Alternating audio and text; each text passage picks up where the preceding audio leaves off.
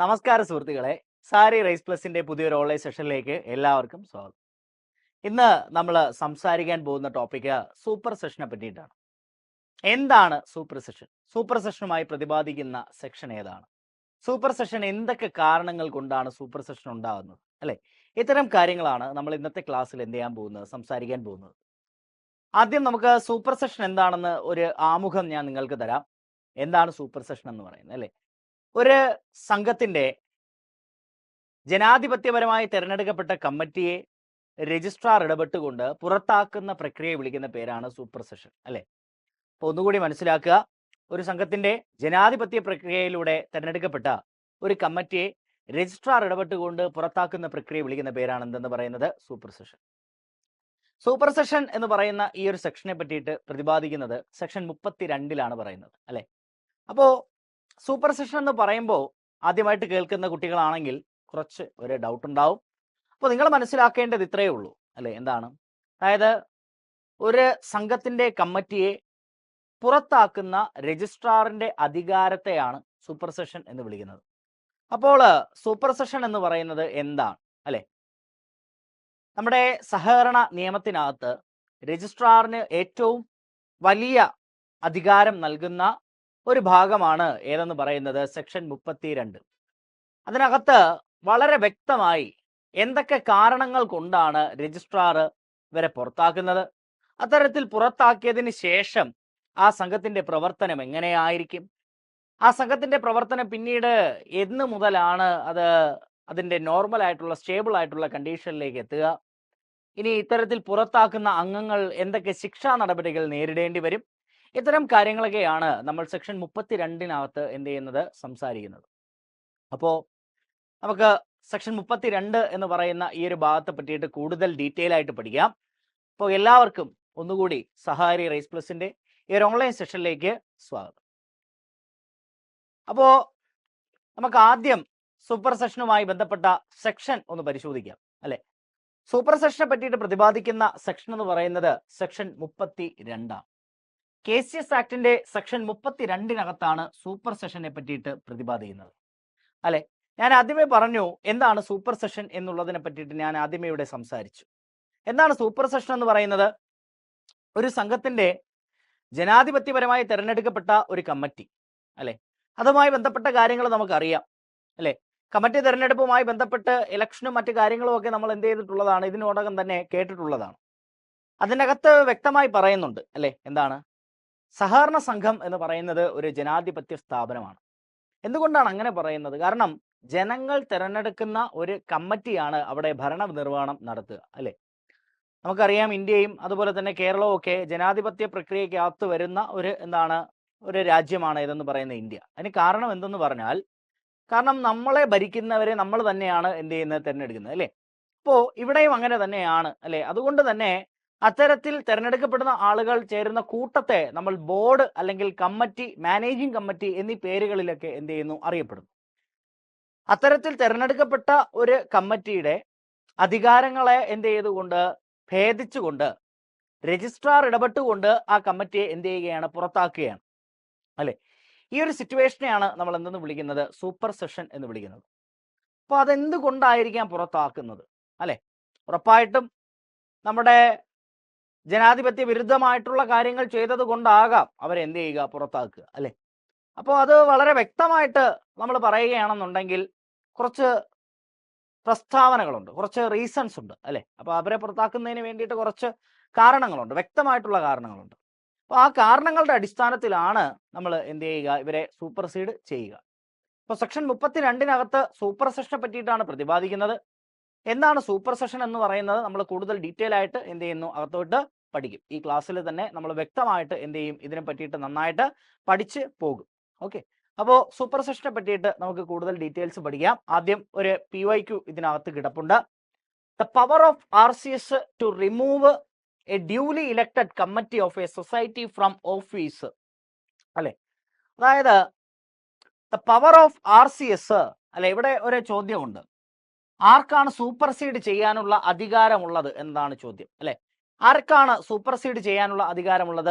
RCSനാണ് അധികാരമുള്ളത്. ക്ലാസിന്റെ തുടക്കത്തിൽ തന്നെ ഞാൻ പറഞ്ഞു, അല്ലെ? എന്താണ്? ക്ലാസ്സിന്റെ തുടക്കത്തിൽ ഞാൻ പറയുകയുണ്ടായി. എന്താണ്? RCSന് പ്രത്യേക അധികാരം നൽകുന്ന വകുപ്പാണ് ഏതെന്ന് പറയുന്നത്? സെക്ഷൻ 32 എന്ന് പറയുന്നത്. RCSന് പ്രത്യേക അധികാരം ഉപയോഗിച്ചുകൊണ്ട്, അല്ലെങ്കിൽ RCSന്റെ പരമാധികാരം ഉപയോഗിച്ചുകൊണ്ട് ഒരു സംഘത്തിലെ ബോർഡിനെ പൂർണ്ണമായും പുറത്താക്കാനുള്ള അവകാശത്തെയാണ് സൂപ്പർ സെഷൻ എന്ന് നമ്മൾ വിളിക്കുന്നത്, അല്ലെ? അതിനകത്ത് വ്യക്തമായിട്ട് പറയുന്നുണ്ട്, RCS ആണ് എന്ത് ചെയ്യുന്നത്? ഇവരെ പുറത്താക്കുന്നത് എന്ന് പറയുന്നുണ്ട്. അപ്പോ ഇലക്ഷനിലൂടെ നിലവിൽ വന്ന ഒരു കമ്മിറ്റിയെ പുറത്താക്കുന്നത് RCS ആണ്. ആ പ്രക്രിയയെ വിളിക്കുന്ന പേര് എന്ത് എന്ന് ചോദിക്കുന്നുണ്ട്. Option A expulsion, option B suspension, option C super session, അല്ലെ? അപ്പോൾ ഇതിന്റെ ഉത്തരം എന്ന് പറയുന്നത് ഏതാണ്? ഓപ്ഷൻ സി സൂപ്പർ സെഷൻ ആണ്, അല്ലെ? ഇനി അടുത്ത സ്ലൈഡിലേക്ക് പോകാം. അടുത്ത ഇതിനകത്ത് പറയുന്നത് under section dash registrar has the power to supersede the committee of a society.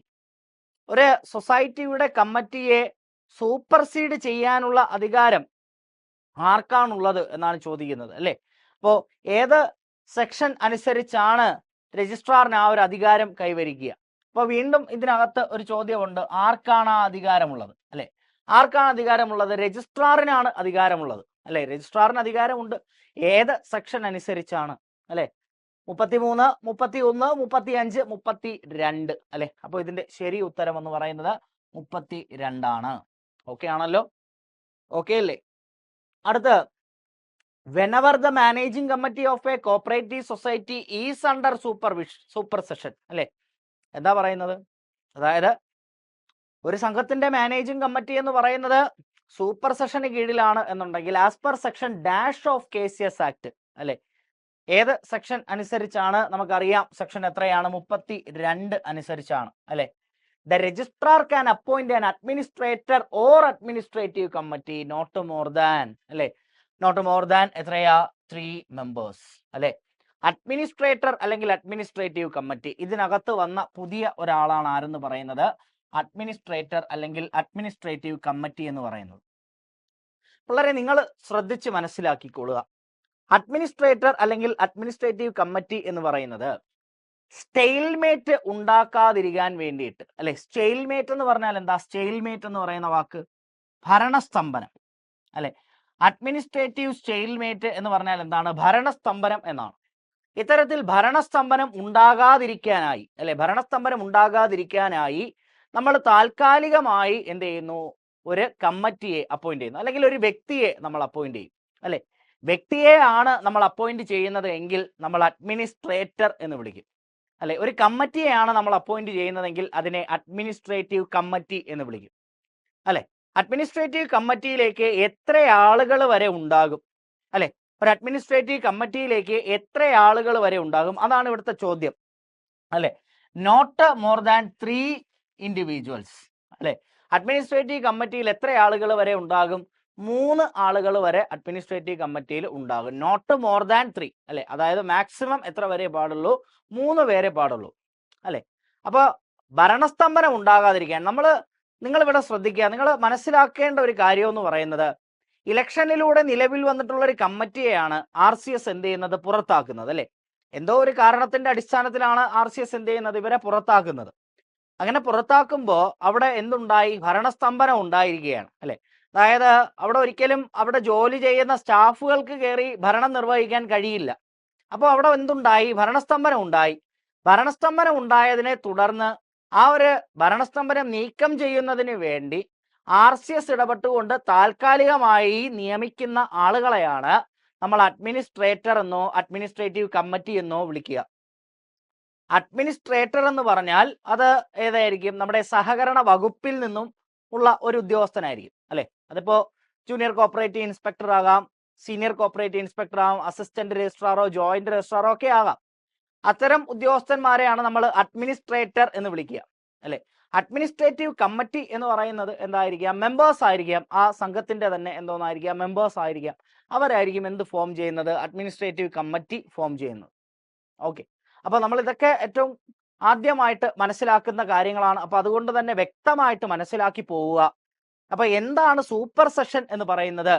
Super session എന്ന് പറയുന്നത് ജനാധിപത്യപരമായ പ്രക്രിയയായ ഇലക്ഷനിലൂടെ തെരഞ്ഞെടുക്കപ്പെട്ട ഒരു കമ്മിറ്റിയുടെ അധികാരങ്ങളെ എന്ത് ചെയ്തുകൊണ്ട് ഭേദിച്ചുകൊണ്ട് രജിസ്ട്രാർ ഇടപെട്ടുകൊണ്ട് ആ കമ്മിറ്റിയെ എന്ത് ചെയ്യുന്നതാണ്, നീക്കം ചെയ്യുന്നതാണ് എന്തെന്ന് പറയുന്നത് സൂപ്പർ സെഷൻ എന്ന് വിളിക്കുന്നത്.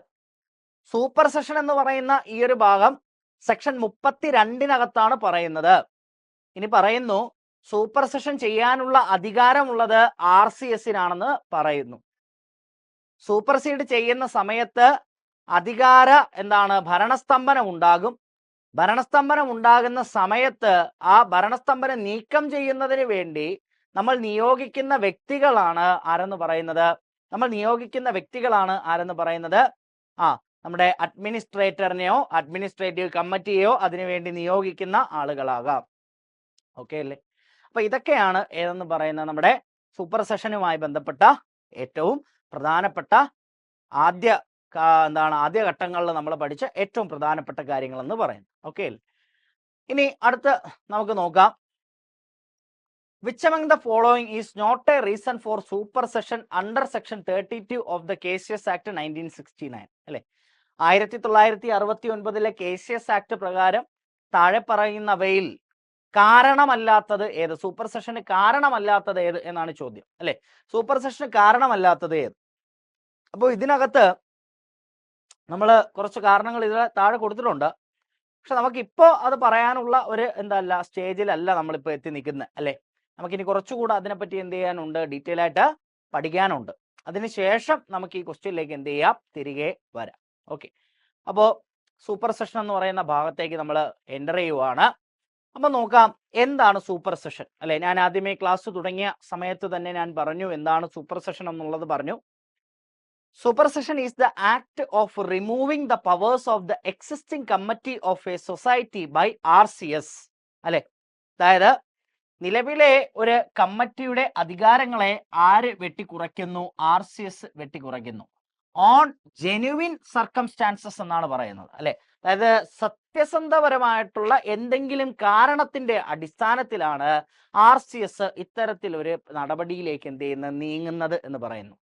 എന്നിട്ട് ആ ഒരു കമ്മിറ്റിക്ക് പകരം ഒരു അഡ്മിനിസ്ട്രേറ്ററിനെയോ അഡ്മിനിസ്ട്രേറ്റീവ് കമ്മിറ്റിയെയോ എന്ത് ചെയ്യുന്നു, നിയമിക്കുന്നു എന്ന് പറയുന്നു. അല്ലെ, അപ്പോ ആ ഒരു നമ്മുടെ ആ ഒരു ആളിന് പകരം, അല്ലെ, അതായത് ആ ഒരു കമ്മിറ്റിക്ക് പകരം നമ്മളൊരു അഡ്മിനിസ്ട്രേറ്ററിനെയോ അഡ്മിനിസ്ട്രേറ്റീവ് കമ്മിറ്റിയെയോ എന്ത് ചെയ്യുന്നു, നിയമിക്കുന്നു. അല്ലെ, അതിന് കാരണം എന്താണെന്ന് ഞാൻ നേരത്തെ പറഞ്ഞു തന്നു. കാരണം അഡ്മിനിസ്ട്രേറ്റീവ് സ്റ്റെയിൽമേറ്റ് ആണല്ലേ അതിന് കാരണം എന്ന് പറയുന്നത്. കാരണം നമ്മുടെ കമ്മിറ്റിയെ റിമൂവ് ചെയ്യുന്നതോടുകൂടി എന്ത് ചെയ്തു, നമ്മുടെ സൊസൈറ്റി അനാഥമായി പോകുന്ന ഒരു അവസ്ഥ ഉണ്ടാകരുത്. അപ്പൊ അതിനു വേണ്ടിയാണ് നമ്മൾ എന്ത് ചെയ്യുന്നത്, അത്തരത്തിലുള്ളൊരു അഡ്മിനിസ്ട്രേറ്ററിനെയോ അഡ്മിനിസ്ട്രേറ്റീവ് കമ്മിറ്റിയെയോ നമ്മൾ അപ്പോയിന്റ് ചെയ്യുന്നത്. അല്ലേ, ഈ അതിനകത്ത് ഞാൻ പറഞ്ഞു അഡ്മിനിസ്ട്രേറ്റർ എന്ന് പറയുന്ന ആള്, അല്ലെ, അയാള് എന്തായിരിക്കും, നമ്മുടെ സഹകരണ വകുപ്പിൽ നിന്നുമുള്ള ഒരു ഉദ്യോഗസ്ഥനായിരിക്കാം.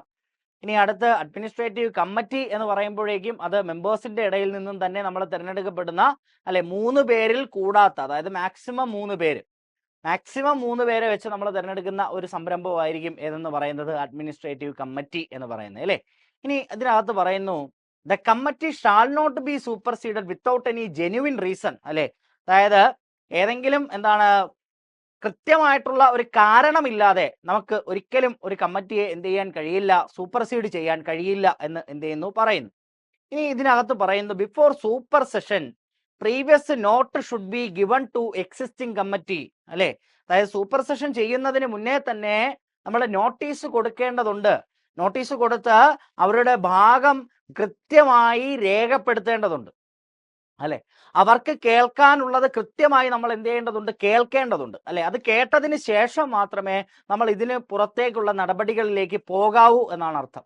അല്ലെ, അപ്പോൾ എത്രയും പെട്ടെന്ന് തന്നെ നമ്മൾ ഇത് എന്ത് ചെയ്യാൻ പാടില്ല, ഇതിനെ എങ്ങനെയെങ്കിലും ഒന്ന് കൊടുത്ത് ഇവരെ ഒന്ന് സൂപ്പർസീഡ് ചെയ്യാൻ കഴിയില്ല. അല്ലെ, നമ്മൾ നോട്ടീസ് കൊടുക്കണം, കൃത്യമായിട്ടുള്ള സമയം കൊടുത്തുകൊണ്ടുള്ള നോട്ടീസ് കൊടുക്കണം. അതിനുശേഷം അവരുടെ മറുപടി നമ്മൾ കളക്ട് ചെയ്യണം. അല്ലെ, എന്താണ് അവർക്ക് പറയാനുള്ളത്, ഈ ഒരു റീസൺ എന്താണ്, അവർക്ക് എന്ത് ന്യായമാണ് നൽകാനുള്ളതെന്ന് കൃത്യമായി അവരുടെ പക്കലിൽ നിന്നും നമ്മൾ എന്ത് ചെയ്യണം, ശേഖരിച്ചതിന് ശേഷം മാത്രമേ നമ്മൾ അവരെ എന്ത് ചെയ്യാവൂ, അവരുടെ തുടർ നടപടികളിലേക്ക് നമ്മൾ ചലിക്കാവൂ. ഓക്കെ അല്ലേ? ഇനി ഇതിനകത്ത് പറയുന്ന അടുത്ത കാര്യം നോക്കാം. The registrar may supersede the committee on the basis of the report of. അല്ലെ, ആരുടെയെല്ലാം റിപ്പോർട്ടിന്റെ അടിസ്ഥാനത്തിലാണ് രജിസ്ട്രാർ സൂപ്പർസീഡ് ചെയ്യുന്നത് ഒരു കമ്മിറ്റിയെ? അല്ലെ, നമ്മൾ നേരത്തെ പഠിച്ചു അല്ലെ, എന്താണ് ഒരു കമ്മിറ്റിയെ സൂപ്പർസീഡ് ചെയ്യാനുള്ള അധികാരം എന്ന് പറയുന്നത് ആരുടേതാണ്? രജിസ്ട്രാറുടേതാണ്. രജിസ്ട്രാറിന് അത്തരത്തിൽ അധികാരം ആര് നൽകുന്നുണ്ട്? നമ്മുടെ കേസിയസ് ആക്ട് നൽകുന്നുണ്ട് കേട്ടോ. അപ്പോൾ അതിനകത്ത് വ്യക്തമായിട്ട് എന്ത് ചെയ്യുന്നുണ്ട്, പറയുന്നുണ്ട്, രജിസ്ട്രാർ ആണ് അത്തരത്തിലുള്ളൊരു എന്ത് ചെയ്യുന്ന നടപടി എടുക്കുന്നത്. അപ്പോ ആരുടെയെല്ലാം നടപടിക്കനുസരിച്ച് കൊണ്ടാണ് രജിസ്ട്രാർ സൂപ്പർ സെഷൻ നടത്തുന്നത്, അല്ലെങ്കിൽ ആരുടെയെല്ലാം റിപ്പോർട്ടിന്റെ അടിസ്ഥാനത്തിലാണ് രജിസ്ട്രാർ സൂപ്പർ സെഷൻ എന്ന് പറയുന്ന ഈ കടുത്ത നടപടിയിലേക്ക് നീങ്ങുന്നത് എന്നാണ് അല്ലെ.